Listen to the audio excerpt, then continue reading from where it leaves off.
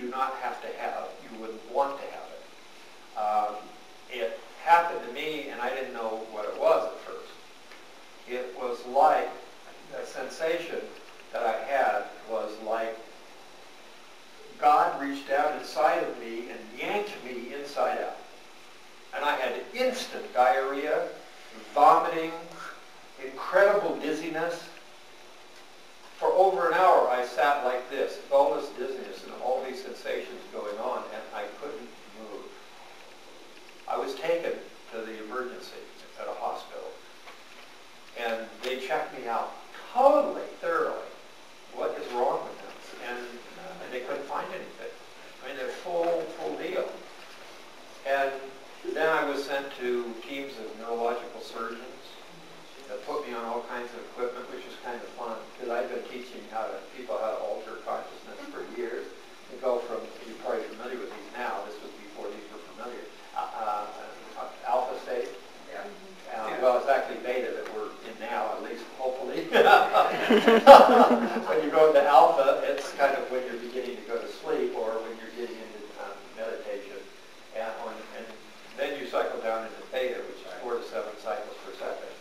And that's where you don't have dreams, you just have kind of like colors or shapes or whatever. When you wake up, you go cycle back up into alpha and then back up into theta.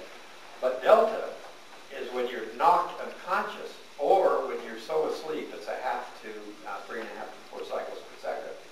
When you're woken up, you don't know who you are, where you are, what's going on, or anything, because you're so deep in your consciousness.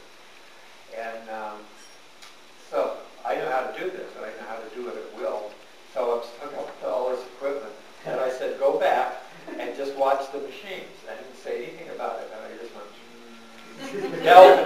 And I'm now in Delta, and they're panicked. They're like, what is this guy needs to be on life support? You know? So I had some fun with some of them.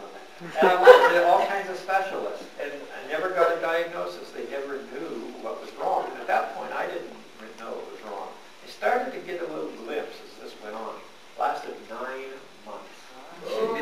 And people really panicked. My mother flew in. Alicia was there. In fact, several girlfriends emerged at the same time.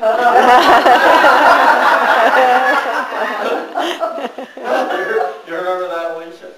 Yeah. That part I don't know. Were you that sick all that time? Yes and no, which needs a little explanation, but I will get to it. The only diagnosis I ever got was from one specialist who thought it might be a very, very one-of-a-time only extreme migraine headache.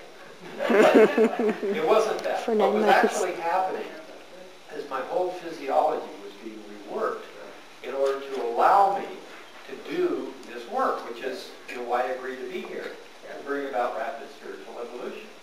And then I began to kind of catch on to it, because when I tried to do life, I was incapable of it. Just dizzy, disoriented, couldn't function, ringing in my ears,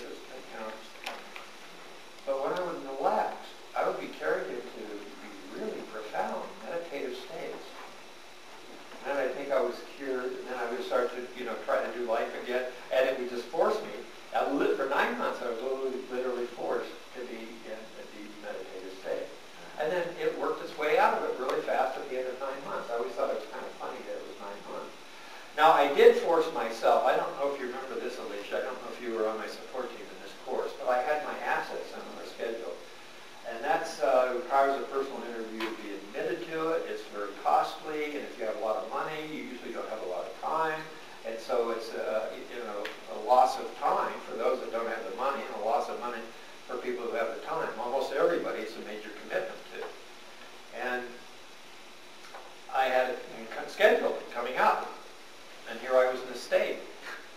So I decided, well, I will really try, and then I'll just refund everybody's money if it doesn't work. So I went into the course, and I couldn't even get my equipment set up. I couldn't participate in that. Other people had to do it, and there was a lot of equipment set up. And I thought, this is just not going to work. But I went to sleep, but I came to the room the next morning, and I started the course. It's the best course up to that time that I had ever done. It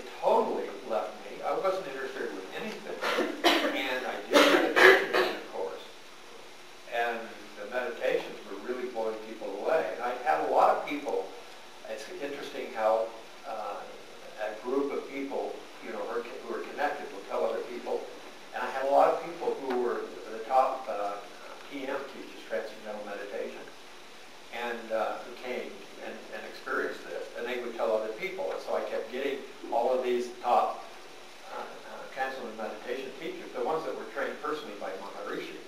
And they would keep coming, and they would send other people and so forth. And eventually I took transcendental meditation myself from some of my students. I wanted to know, because I was working with so many of them. And they had never had any experiences like that. There's a guy who came to some Kundalini meditations I did in Florida. His name is Rodrigo, and he's just changed it to Ricardo Florentes, who is from Colombia, and he traveled with one of the major gurus with him, Maharaj, you know of him. And he flies all over in a private jet. He's got a huge following.